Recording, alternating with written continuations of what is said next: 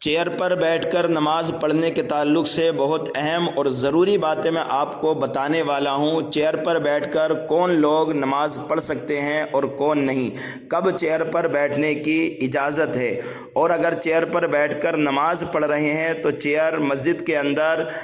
صف کے درمیان میں رکھ سکتے ہیں یا نہیں، اور اگر کسی نے صف کے درمیان رکھی تو پھر بازو والوں کی نماز ہوگی یا نہیں ہوگی۔ یہ مسئلہ عورتوں کے بھی کام آنے والا ہے۔ جو عورتیں گھر کے اندر بیمار ہیں، بوڑھی ہو چکی ہیں، تو وہ بھی اگر اس مسئلے کو سمجھ لیں تو ان کے لیے بھی آسانی ہوگی، اور ہو سکتا ہے کہ ان کی نمازیں بھی برباد ہونے سے بچ جائیں۔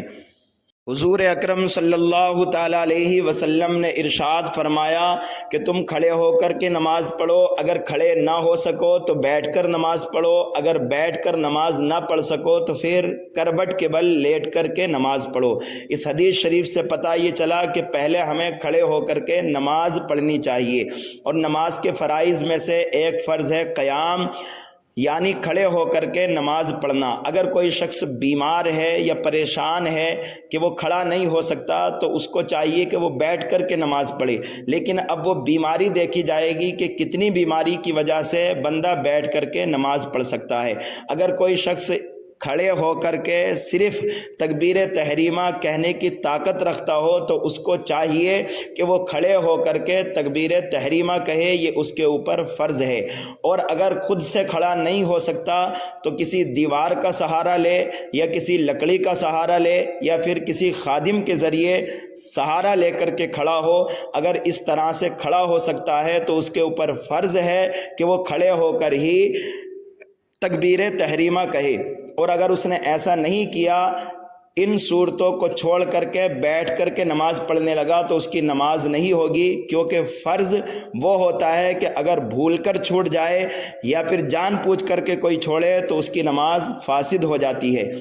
یا پھر وہ کھڑا تو ہو سکتا ہے لیکن کھڑا ہونے کی وجہ سے پیشاب کا قطرہ آتا ہے، یا بیماری زیادہ ہونے کا صحیح اندیشہ ہے، یا پھر کھڑے ہو کر کے قرات نہیں کر پاتا ہے، تو اب ایسی صورت میں اس کو چاہیے کہ وہ بیٹھ کر کے نماز پڑھے۔ کہاں؟ زمین پر۔ اب زمین پر بیٹھ کر کے نماز پڑھے اور پھر سجدہ کرے۔ اگر وہ سجدہ کرنے کی طاقت نہیں رکھتا، کوئی زخم وغیرہ بہتا ہے یا بیماری زیادہ ہونے کا اندیشہ ہے، تو کسی ایسی چیز پر سجدہ کرے جو 9 انچ اونچی ہو، یعنی 12 انگل اونچی چیز پر وہ سجدہ اگر کر سکتا ہے تو اس کو چاہیے کہ اس پر سجدہ کرے۔ اگر اس نے ایسا نہیں کیا تب بھی اس کی نماز نہیں ہوگی۔ اگر کوئی سجدہ کرنے پر قادر نہیں ہے تو پھر وہ بیٹھ کر کے اشارے سے نماز پڑھے۔ اگر سنت کے مطابق بیٹھنا ممکن نہ ہو تو جیسے چاہے وہ بیٹھ سکتا ہے، جیسے کہ عورتیں دونوں طرف کو پیر نکال کر سرین پر بیٹھتی ہیں، اگر وہ ایسے بھی بیٹھ کر کے نماز پڑھ سکتا ہو تو اس کو چاہیے کہ وہ ایسے ہی نماز پڑھے۔ اگر اتنی بھی کسی کے اندر طاقت نہ ہو تو پھر اس کو شریعت اجازت دیتی ہے کہ وہ اسٹول پر یا چیئر وغیرہ پر بیٹھ کر نماز پڑھ سکتا ہے۔ یہ ساری صورتیں پیش نظر رکھنے کے بعد ہی بندہ چیئر پر بیٹھ کر کے نماز پڑھ سکتا ہے۔ اب شریعت نے اس کو اجازت دے دی، جہاں چاہے صف کے اندر بیٹھ کر کے وہ چیئر پر نماز پڑھ سکتا ہے، لیکن اتنا خیال اس کو رکھنا چاہیے کہ مسجد کے اندر پہلے سے جو نمازی بیٹھے ہوئے ہیں اور پہلی رکعت ہونے سے پہلے جتنے لوگ شامل ہو جائیں صف میں، ان کا خیال کرتے ہوئے ان کو شامل ہونے کا موقع دیا جائے، پھر اس کے بعد جو ہے چیئر کو رکھا جائے۔ اور اگر زیادہ نمازی رہتے ہیں تو ایک سائیڈ میں رکھ کر چیئر کو نماز پڑھ سکتے ہیں۔ اگر جو شخص معذور نہیں ہے، صرف تھوڑی سی بیماری یا پریشانی کی وجہ سے وہ آ کر کے چیئر پر بیٹھ جاتا ہے اور بیچ میں صف کے چیئر رکھ کر کے نماز پڑھتا ہے، تو اس کو سمجھایا جائے، بتایا جائے۔ اگر مان جائے تو اچھی بات ہے، اگر نہ مانے تو مقتدیوں کو چاہیے کہ وہ ایسے ہی اس کے بازو میں کھڑے ہو کر کے نماز پڑھیں اور صف کی درستگی کا خاص خیال رکھیں۔ اور جو لوگ بغیر عذر کے بیچ میں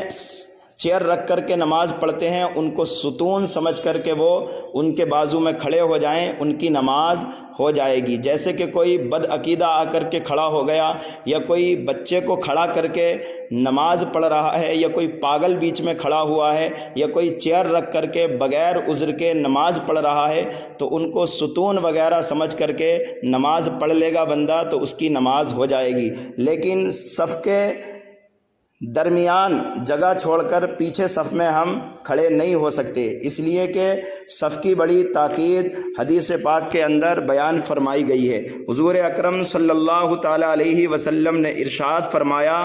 تم لوگ ایسی صفیں کیوں نہیں باندھتے جیسی صفیں فرشتے اپنے رب کی بارگاہ میں باندھتے ہیں؟ ہم نے عرض کی، یا رسول اللہ صلی اللہ تعالیٰ علیہ وسلم، فرشتے اپنے رب کی بارگاہ میں کیسی صف باندھتے ہیں؟ تو آپ صلی اللہ تعالیٰ علیہ وسلم نے ارشاد فرمایا، وہ پہلی صف کو مکمل کرتے ہیں اور صف میں مل کر کھڑے ہوتے ہیں۔ دوسری حدیث شریف کے اندر بیان فرمایا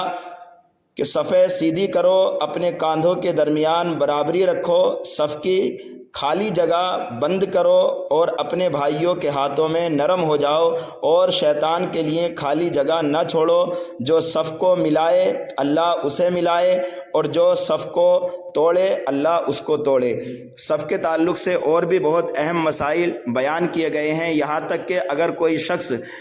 پہلی صف میں ایک آدمی کی جگہ چھوڑ کر کے دوسری صف میں کھڑا ہو گیا اور دوسری صف مکمل ہو گئی، بعد میں کوئی شخص آیا تو اس کو حکم ہے کہ وہ دوسری صف کو چیرتے ہوئے پہلی صف کو جا کر کے پر کرے، اس کو اللہ رب العزت اجر و ثواب عطا فرمائے گا۔ بہرحال یہ چیئر کے تعلق سے، صف کے تعلق سے کچھ ضروری مسائل تھے جو میں نے آپ حضرات کو بتائے۔ کچھ اگر ابھی سمجھ میں نہیں آیا ہو تو دوبارہ اس ویڈیو کے اندر کمنٹ کر کے آپ حضرات سوال کر سکتے ہیں، اور اگر آپ کو یہ ویڈیو اچھی لگی ہے تو میرے بھائیوں دوسروں کے پاس اس کو ضرور بھیجو، تاکہ جو لوگ بغیر عذر کے چیئر پر بیٹھ کر نماز پڑھتے ہیں اور اپنی نمازوں کو برباد کرتے ہیں، ایسے لوگ اللہ کے خوف سے ڈرتے ہوئے، اپنی نمازوں کا خیال کرتے ہوئے صحیح معنی میں شریعت کے مطابق نماز ادا کرنا شروع کر دیں۔ اور آپ حضرات نے اگر ویڈیو کو لائک شیئر نہیں کیا ہے اور ابھی تک چینل سبسکرائب نہیں کیا ہے تو ان کاموں کو بھی کر لیجئے، انشاءاللہ ضروری مسائل میں آپ حضرات کے سامنے پیش کرتا رہوں گا۔ واللہ اعلم بالصواب۔